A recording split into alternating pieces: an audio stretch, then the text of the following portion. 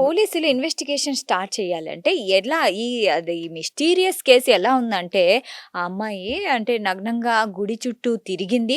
ఆ పక్కన చిన్న గుడి ఉంది. ఆ గుడి లోపలికి వెళ్ళి అక్కడ కూర్చొని అమ్మవారి చీర పట్టుకొని మరి అంటే తన్ను తాను కప్పుకోవడానికే కదా ఆ చీర తీసుకుంది మరి. మరి ఆ చీర తీసుకొని మరి అది అక్కడే వదిలేసి విగ్రహంతో పాటు చెరువులోకి దూకేసింది. సో ఏంటి ఎలా చూడాలి? సాధారణంగా ఈ కేసు పోలీసులు హ్యాండిల్ చేయాలి. హ్మ్. ఇన్వెస్టిగేషన్ చేయాల్సిన సమయం కదా ఇది. So correct. ఇలాంటప్పుడు రకరకాల అభిప్రాయాలు మనం చెప్పినప్పుడు హ్మ్. ఇది కొంత డైవర్ట్ అయిపోతుంది అండ్ వాళ్ళకి కన్ఫ్యూషన్ వస్తుందేమో అనిపిస్తుంటుంది. యాక్చువల్లీ వాళ్ళ పని వాళ్ళు చేసుకుంటారు. హ్మ్. అసలు పోస్ట్ మార్టం ఏం రిపోర్ట్ ఏం రావాలి. చెప్తుంది అనేసి. అండ్ హ్మ్. రెండోది ఏంటంటే ఏదైనా ఒక రకమైన బ్లాక్మెయిల్ ఎవరైనా చేశారా, హ్మ్. అన్న ఎవరైనా అనుమానాలు గూడా వస్తున్నాయి. సైకో టైప్ హ్మ్. మెంటాలిటీ ఉన్న పర్సన్ ఎవరైనా, వెదర్ విమెన్ అవ్వచ్చు, మెన్ అంటే మదర్ పరిస్థితి ఎలా ఉందో కూడా మనకు తెలియదు. హ్మ్. ఎవరో ఒకరు ఇలాంటివి నువ్వు చేసిరా అని ఏదైనా టాస్క్ ఇచ్చారా, హ్మ్. లేదా నువ్వు ఇలా వెళ్ళాలి అని ఎవరైనా బెదిరించారా? అలా బెదిరించినప్పుడు ఆ అమ్మాయి అతి కష్టంగా అంతవరకు వివస్త్రగా వెళ్ళి ఆ తర్వాత అమ్మవారి చీర తీసుకుని కప్పుకుందా అంటే ఆ టైంలో అమ్మాయి సంఘర్షణ అనేది మనకు తెలీదు. అవును. ఎంత హారిబుల్ కండిషన్ లేకపోతే హ్మ్. ఇంటి నుండి ఆమె వితౌట్ అంటే హ్మ్. డ్రెస్ ఏమి హ్మ్. లేకుండా ఆమె అలా బయటకొచ్చిందంటే అది హ్మ్. సామాన్యమైన విషయమేం కాదు. ఏదో కంప్లీట్లీ మ్యాడ్ అయిపోయి ఉండాలి.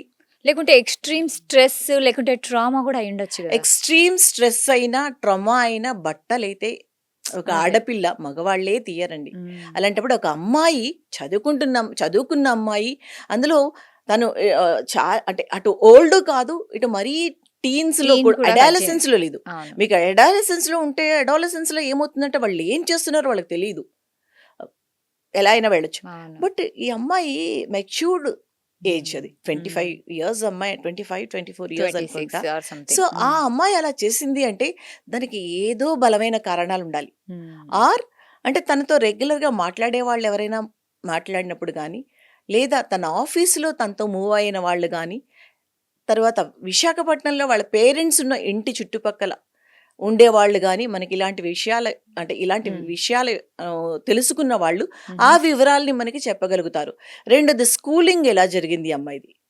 హ్మ్. కాలేజ్ స్టడీస్‌లో ఉన్నప్పుడు ఎలా ఉంది? తన హ్మ్. ఫ్రెండ్స్ చెప్పగలుగుతారు. ఆర్ ఎవరైనా ఒక పర్సన్ బ్లాక్‌మెయిల్ చేసి, ఈ టాస్క్ ఇచ్చి నువ్విది చెయ్యకపోతే ఎందుకంటే మనం విన్నాం ఆ బిల్డింగ్‌లో కొంచెం యాంటీ సోషల్ యాక్టివిటీస్ జరుగుతాయన్నట్టుగా ఒకటి 2 వీడియోస్‌లో చెప్పటం జరిగింది. హ్మ్. ఎందుకంటే అంటే క్లియర్‌గా తెలీదు గానీ, మనం చూసిన వీడియోస్‌ని బట్టి అక్కడ రకరకాల ఎలాంటి అసాంఘిక లైక్ కార్యకలాపాలంటారు గదా! యెస్. ఆ! అట్లాంటివేమైనా జరుగుతూ ఉంటాయని అన్నారు. హుహు. బట్ ఏది కూడా మనం ఒక నిర్ధారణకి రాలేం. Police correct. వారు వాళ్ళ ఇన్వెస్టిగేషన్ తర్వాత వాళ్ళు చెప్పిన తర్వాత గానీ, ఇందులో ఏం జరిగింది అనే విషయాలు పోలీసులే మనం చెప్పాలి. చెప్పలేం. అండ్ అయితే ఫోరెన్సిక్ రిపోర్ట్ గూడా ఇంకా రాలేదు. యెస్. హ్మ్. రకరకాల కోణాల్లో ప్రతి ఒక్కరు పర్సెప్షన్స్. హ్మ్. ఇప్పుడు మీరు ఒక రకంగా చెప్తారు. నేను ఒక రకంగా చెప్తాను. అంటే హ్మ్. ఊహాగానాలు అంటూ ఉంటాం. హ్మ్. రకరకాలుగా మనం ఆలోచించేస్తామే కానీ, అసలు యాక్చువల్‌గా ఆ అమ్మాయికి ఏం జరిగుంటుంది? హ్మ్. ఎవరైనా టార్చర్ చేసి, బ్లాక్‌మెయిల్ చేసి ఆ అమ్మాయిని నువ్విలా చెయ్యాలి అని చెప్పుంటారా? నువ్విలా చేయకపోతే అంటే sexual harassment at work place అనే హ్మ్. మనం వింటూ ఉంటాం. రైట్. అండ్ కొంతమంది బాస్ గాని, హ్మ్. కొంతమంది టీమ్ లీడర్స్ గాని హ్మ్. చాలా హెరాస్ చేస్తూ ఉంటారు. ఈ మధ్య కాలంలో చాలామంది అమ్మాయిలు జాబ్స్ మానేసి రిజైన్ చేసి వెళ్ళిపోతున్నారు. వాళ్ళు లో అయిపోతున్నారు బికాస్ ఆఫ్ సమ్ టెక్నాలజీ ఇది డెఫిషియన్సీ వలన అంటున్నాం. కానే కాదు. కాదు. వాళ్ళు జాబ్స్‌లో అనేక రకాలైన టార్చర్ అనేది ఫేస్ అంటే చేస్తున్నారు. Psychological yes. And sexual harassment ఉంటుంది. వాళ్ళేంటి సెక్షువల్ ఫేవర్స్ చెయ్యాలని రకరకాలుగా మనం ఈ ఔట్‌రేజింగ్ మోడెస్టీ ఆఫ్ విమెన్ అని వింటుంటాం. 354 సీఆర్‌పీసీ. సో, ఎక్కడ చూసినా ఆడపిల్ల అనగానే రకరకాలైన టార్చర్ చేసేవాళ్ళుంటారు.